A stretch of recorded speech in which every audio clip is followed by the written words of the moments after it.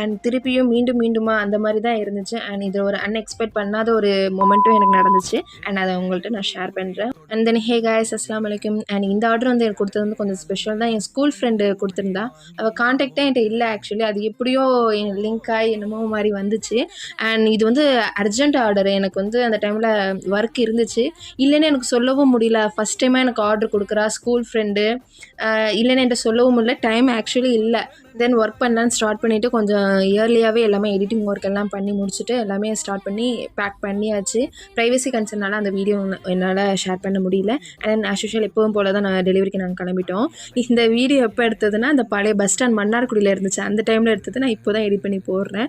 And இதில் ஒரு surprise moment நான் சொன்னது வந்து எனக்கு ஒரு டைரி மில்க் மாதிரி அவள் கொடுத்துருந்தா. யாருமே எனக்கு இது வரைக்கும் கொடுத்தது கிடையாது. டெலிவரி பண்ணுறப்போ நிறைய பேருக்கு நான் சர்ப்ரைஸ் கிஃப்ட்லாம் நான் வச்சு கொடுத்துருக்கேன். பட் எனக்கு யாருமே இது மாதிரி ஸ்வீட்டாக எனக்கு ஒன்று கொடுத்தது இல்லை. அதையும் என் தங்கச்சி பிடிக்கிட்டா.